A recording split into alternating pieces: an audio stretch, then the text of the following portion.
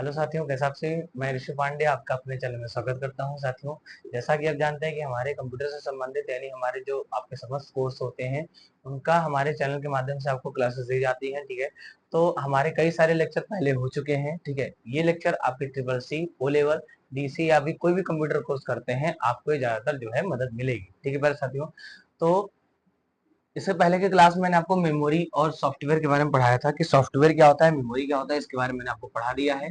ठीक है, आज हम बात करेंगे रैम और रोम के बारे में, पूरे डिटेल के बारे में कि रैम रोम है क्या। ठीक है, तो रैम का पूरा नाम क्या होता है? तो इसका पूरा नाम होता है रैंडम एक्सेस मेमोरी। ठीक है, ठीक है, और इसका पूरा नाम क्या होता है? इसका पूरा नाम होता है रीड ओनली मेमोरी। सारे परिप्रेक्ष्य के बारे में बात करेंगे, जो भी इससे रिलेटेड आपके एग्जाम में क्वेश्चन बनते हैं या जो क्वेश्चन आते हैं। ठीक है, यहाँ से क्वेश्चन बाहर नहीं जाएगा। ठीक है, जो आपका रैंडम एक्सेस मेमोरी होता है, इसके कौन कौन से नाम है? तो इसके भैया, इसे हम वोलाटाइल मेमोरी कहते हैं। अभी बात करते हैं वोलाटाइल का मतलब क्या होता है। इसे हम नॉन परमानेंट मेमोरी कहते हैं। क्या कहते हैं? इसे हम वोलाटाइल मेमोरी कहते हैं, इसे हम नॉन परमानेंट मेमोरी कहते हैं, इसे हम नॉन वोलाटाइल कहते हैं, इसे हम नॉन वोलाटाइल कहते हैं, और इसे हम परमानेंट मेमोरी कहते हैं। इसे हम परमानेंट मेमोरी कहते हैं। अच्छा भैया, इसे वोलाटाइल क्यों कहते हैं? इसे वोलाटाइल, देखिए वोलाटाइल का शाब्दिक अर्थ होता है उड़ जाना। वोलाटाइल का शाब्दिक अर्थ क्या होता है? ठीक है, वोलाटाइल का शाब्दिक अर्थ होता है, ठीक है, वोलाटाइल का शाब्दिक अर्थ होता है उड़ जाना। ठीक है प्यारे साथियों, जो आपका रैम और रोम होता है, ठीक है, ये हमारा क्या होता है? ये हमारा इंटरनल मेमोरी होता है, यानी हमारे मदरबोर्ड में स्थित ये दोनों मेमोरी होते हैं, हमारे रैम और हमारा रोम। ठीक है, रैम क्या होता है भैया? रैम हमारा रैंडम एक्सेस मेमोरी होता है, ये एक वोलाटाइल मेमोरी होता है। और ये भैया नॉन वोलाटाइल मेमोरी होता है, ये हमारा नॉन परमानेंट होता है, ये हमारा परमानेंट मेमोरी होता है। अच्छा भैया, इसे वोलाटाइल क्यों कहते हैं? तो देखिए, जब भी हम कंप्यूटर में कोई चीज टाइप कर रहे होते हैं या कोई भी सूचना निर्देश दे रहे होते हैं, तो अचानक ऐसी स्थिति उत्पन्न हो जाती है, ठीक है, जिससे हमारा डेटा क्या हो जाता है? हमारा डेटा क्या हो जाता है? उड़ जाता है, खत्म हो जाता है। जैसे मान लीजिए हम कंप्यूटर में कोई चीज टाइप कर रहे हैं, ठीक है, उस स्थिति में क्या हो जाता है? हमारा डेटा उड़ जाता है। ठीक है, क्यों उड़ जाता है? क्योंकि हम उसे सेव नहीं करते। ठीक है, अगर हम उसे सेव कर दें तो सेव करने के पश्चात जो हमारा डेटा होता है वो हमारा कहाँ जाता है? वो हमारा रोम में जाता है। कहाँ जाता है? हमारा रोम में जाता है, जिसे हम रीड ओनली मेमोरी कहते हैं।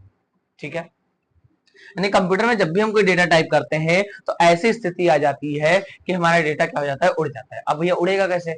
बिजली चली जाएगी या ऐसा दुर्घटना हो जाएगा कि हमारा कंप्यूटर बंद हो जाएगा। ठीक है, तो ऐसी स्थिति में जो हमारा डेटा हो जाता है वो क्या हो जाता है? वो उड़ जाता है। ठीक है, तो हम भाई उस स्थिति में हम किस पे काम कर रहे होते हैं? तो उस स्थिति में हम भैया हम रैम पे कार्य कर रहे होते हैं। किस पे कार्य कर रहे होते हैं? रैम पे कार्य कर रहे होते हैं। ठीक है, किस पे कार्य कर रहे होते हैं? रैम पे कार्य कर रहे होते हैं। देखो, गया तो नहीं डेटा? ठीक है, तो इस स्थिति में हम किस पे कार्य कर रहे होते हैं? रैम पे कार्य कर रहे होते हैं। ठीक है, लेकिन लेकिन जब हम उसे हम सेव कर देते हैं तो वो हमारी परमानेंट मेमोरी हो जाती है, यानी ये कभी उड़ती नहीं है। ठीक है, यानी कभी ये क्या होती है भैया? उड़ती नहीं है। यानी हम कोई भी डेटा कंप्यूटर में टाइप करते हैं, उसे सेव कर देते हैं, तो सेव करने के पश्चात जो हमारा डेटा होता है वो हमारा कहाँ चला जाता है? वो हमारा रोम में चला जाता है। कहाँ चला जाता है? वो हमारा रोम में चला जाता है। इसीलिए इसे क्या कहते हैं? इसीलिए इसे नॉन वोलेटाइल मेमोरी कहते हैं और इसे परमानेंट मेमोरी कहते हैं। ठीक है, लेकिन रैम हमारा क्या होता है भैया? ये परमानेंट नहीं होता है, समझ गए? स्थायी नहीं होता है। ठीक है, समझ में आया? इसे हम वोलेटाइल कहते हैं, इसे हम नॉन परमानेंट कहते हैं। ठीक है, इसमें हमारा डेटा उड़ता नहीं है, इसलिए हम नॉन वोलेटाइल कहते हैं और इसे परमानेंट मेमोरी कहते हैं। इसका पूरा नाम क्या होता है? इसका पूरा नाम होता है रीड ओनली मेमोरी और इसका पूरा नाम होता है रैंडम एक्सेस मेमोरी। प्यारे साथियों, ठीक है, ठीक है, तो आपसे क्वेश्चन पूछता है कि वोलेटाइल मेमोरी किसे कहते हैं? ठीक है, और नॉन वोलेटाइल क्या होता है? ठीक है, तो दोनों आपके सामने हैं। जब आपसे वोलेटाइल मेमोरी पूछे तो ये रैम होता है, और जब नॉन वोलेटाइल पूछे तो ये क्या है? आपका रोम होता है। प्यारे साथियों, ठीक है, अब चलते हैं भैया, अब चलते हैं, आपसे क्वेश्चन बनता है कि रैम के कितने पार्ट होते हैं? तो रैम के भैया, रैम के आपके, ठीक है, दो पार्ट होते हैं। एक होता है एस रैम और एक होता है डी रैम। ठीक है, एक होता है एस रैम, एक होता है डी रैम। ठीक है, इसका पूरा नाम क्या होता है? इसका पूरा नाम होता है स्टैटिक, स्टैटिक इसका पूरा नाम क्या होता है? Static random access memory. Static random access memory. और इसका पूरा नाम क्या होता है? इसका पूरा नाम होता है dynamic random access memory. Dynamic random access memory, इसका पूरा नाम क्या होता है? Dynamic random access memory. ठीक है भैया। एस रैम क्या होता है? इसे बोलते हैं स्टैटिक रैंडम एक्सेस मेमोरी। ठीक है, ठीक है। और ये क्या होता है? हमारा डायनेमिक रैंडम एक्सेस मेमोरी। इन दोनों में अंतर क्या होता है? तो भैया जो हमारा स्टैटिक रैंडम एक्सेस मेमोरी होता है ये काफी फास्ट होता है। ये हमारा क्या होता है? ये फास्ट होता है। ठीक है, ये क्या होता है भैया? ये हमारा फास्ट होता है। और जो हमारा डी रैम होता है ये स्लो होता है। डी रैम होता है जो क्या होता है? स्लो होता है। हमारे पर्सनल कंप्यूटर में कौन सा पाया जाता है? हमारे पर्सनल कंप्यूटर में डी रैम होता है। हमारे पर्सनल कंप्यूटर में कौन सा रैम होता है? हमारा डी रैम होता है। इसे हम क्या कहते हैं? इसे हम डायनेमिक रैंडम एक्सेस मेमोरी कहते हैं। इसे हम क्या कहते हैं? इसे हम डायनेमिक रैंडम एक्सेस मेमोरी।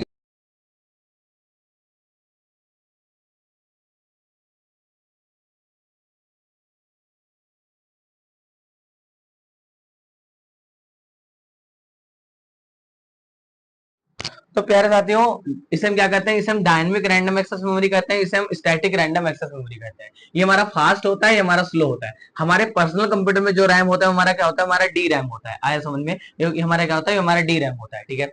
अब भैया डी, जो आपका डी रैम होता है ना, इसके भी आपके पार्ट होते हैं, इसके भी आपके पार्ट होते हैं। ठीक है, ठीक है, ठीक है। और कौन कौन से होते हैं? तो भैया ठीक है, तो एक होता है आपका DDR2 RAM, DDR2 SD RAM, DDR2 SD RAM. और एक होता है हमारा DDR3 SD RAM, DDR3 SD RAM. अच्छा भैया, इसका पूरा नाम क्या होता है? तो डी, एक डी का मतलब होता है डबल डेटा रेट, टू का मतलब टू वर्जन होता है, synchronous dynamic random access memory. ठीक है, डबल डेटा रेट। ठीक है, डबल, ठीक है, double data rate, double data rate three. ठीक है, synchronous, synchronous, synchronous dynamic, dynamic random, random access memory, synchronous dynamic random access memory. तो DDR3 सेम है। ठीक है, यहाँ 2 है, यहाँ 3 है, बाकी ये सेम है। जो आपके सेम ये जो फुल फॉर्म है ये यहाँ भी यही है और यहाँ भी यही है। ठीक है, तो double data rate synchronous dynamic random access memory. यहाँ जहां ये 2 लिखा है यहाँ 3 हो गया है। तो ये क्या है? ये वर्जन है। ये सारे क्या है? ये सारे वर्जन है। समझ में आया? तो रैम आपका क्लियर हो गया। ठीक है, रैम से यहां तक क्वेश्चन बनेगा, यहां से क्वेश्चन रैम से बाहर नहीं जाएगा। ठीक है, अब चलते हैं भैया रोम क्या होता है। तो रोम के कितने पार्ट होते हैं? तो एक होता है आपका पी रोम, एक होता है ईपी रोम, और एक होता है डबल ईपी रोम, डबल ईपी रोम। ठीक है, अच्छा भैया, पी रोम, ईपी रोम और डबल ईपी रोम। ठीक है, इसको मिटा देते हैं। आई होप आप लोगों ने समझा होगा। ठीक है, अच्छे तरीके से इसको भी समझेंगे। पी रोम, ईपी रोम और double EPROM, PROM, EPROM and double EPROM. ठीक है, तो रोम क्या होता है भैया? तो इसका पूरा नाम होता है read only memory, read only memory, read only memory. एक क्वेश्चन यहां से बनता है। ठीक है, अभी इसके अंतर भी बता दूंगा कौन कौन से अंतर होते हैं। ठीक है, अंतर से भी क्वेश्चन बनता है। भैया रोम कितने पार्ट में डिवाइड होते हैं? आपके पी रोम, ठीक है, ठीक है, आपका ईपी रोम, ठीक है, और आपका डबल ईपी रोम। क्या होता है? Double EPROM. ठीक है, ठीक है, आया समझ में? ठीक है, तो पी रोम क्या होता है? इसे बोलते हैं प्रोग्रामेबल, प्रोग्रामेबल। ठीक है, programmable read only memory, read only memory इसका पूरा नाम होता है। ठीक है, अच्छा भैया ईपी रोम का क्या होता है? तो erasable, erasable programmable, programmable read only memory, read only memory. अच्छा भैया ईपी रोम का क्या है? तो electrically, electrically erasable, erasable programmable read only memory इसका पूरा नाम होता है। ठीक है, इसका पूरा नाम क्या होता है? Programmable read only memory. Erasable programmable read only memory, electrically erasable programmable read only memory, ठीक है, इसे पूरा कहते हैं भैया। अच्छा भैया पीरोम का मतलब क्या होता है? तो ऐसे ऐसे प्रोग्राम या ऐसे डेटा जो प्रोग्रामों द्वारा रीड किए जाते हैं उसे हम बोलते हैं प्रोग्रामेबल रीड ओनली मेमोरी। ऐसे डेटा जो प्रोग्रामों के मदद से इरेज किए जाते हैं, इरेज मतलब मिटाले जाते हैं, डिलीट किए जाते हैं, उसे बोलते हैं erasable programmable read only memory, ठीक है। और ऐसे डेटा जो इलेक्ट्रिकली मदद से, ठीक है, नहीं विद्युत के मदद से क्या किए जाते हैं भैया, इरेज किए जाते हैं, उसे हम क्या कहते हैं, उसे हम electrically erasable programmable read only memory कहते हैं। आया समझ में? तो तीनों अंतर समझ में आ गया, ठीक है। आपके क्वेश्चन में इन तीनों फुल फॉर्म से जो सबसे मेन फुल फॉर्म होता है वो अक्सर पूछा जाता है डबल ईपी रोम का। दिस इज मोस्ट इंपॉर्टेंट, ठीक है, this is most important. Double EPROM का आपसे फुल फॉर्म पूछता है कि डबल ईपी रोम का फुल फॉर्म क्या है, ठीक है, डबल ईपी रोम का फुल फॉर्म क्या है, ठीक है, डबल ईपी रोम का फुल फॉर्म क्या है? तो electrically erasable programmable read only memory. अब इन दोनों का डिफरेंस समझ लो, अंतर समझ लो, अंतर क्या है भैया, ठीक है। तो अंतर से क्वेश्चन जरूर पूछता है रैम और रोम में, ठीक है, अंतर जरूर पूछता है रैम और रोम में। तो एक तरह हिंट डालेंगे भैया रैम और एक तरह हिंट डालेंगे रोम। अभी हमारा प्राइमरी मेमोरी चल रहा है, ठीक है, कल हमारा आएगा सेकेंडरी मेमोरी, हमारे डिस्क में डेटा जो स्टोर होते हैं। तो रैम क्या होता है? इसे बोलते हैं रैंडम एक्सेस मेमोरी, इसे बोलते हैं रीड ओनली मेमोरी, है तो आप जान ही गए। इसे बोलते हैं भैया वोलाटाइल, और इसे क्या बोलते हैं? इसे बोलते हैं नॉन वोलाटाइल। पहला पहला अंतर, ठीक है, इसे क्या कहते हैं? Non volatile. और इसे क्या कहते हैं? इसे कहते हैं वोलाटाइल, ठीक है, इसे क्या कहते हैं? इसे कहते हैं वोलाटाइल, ठीक है। यानी ये भैया इसका डेटा उड़ जाता है, इसका डेटा नहीं उड़ता, ठीक है, इसका डेटा उड़ जाता है, इसका डेटा नहीं उड़ता, ठीक है। ये भैया फास्ट होता है, ठीक है, ये मेमोरी फास्ट होती है, ये मेमोरी स्लो होती है, ठीक है, ये मेमोरी फास्ट होती है, ये मेमोरी स्लो होती है, ठीक है। अच्छा भैया नेक्स्ट बात करते हैं। तो नेक्स्ट जो आपका है वो क्या है? तो नेक्स्ट है आपका कि इसमें डेटा को पढ़ भी सकते हैं एंड लिख भी सकते हैं। रीड एंड राइट दोनों होता है, यानी इसमें डेटा को पढ़ भी सकते हैं और लिख भी सकते हैं, पढ़ भी सकते हैं और लिख भी सकते हैं। लेकिन इसमें डेटा को केवल और केवल क्या कर सकते हैं? पढ़ सकते हैं।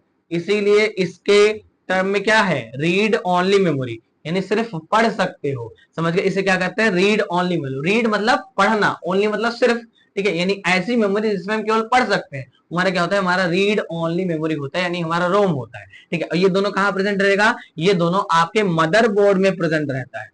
कहाँ प्रेजेंट रहता है?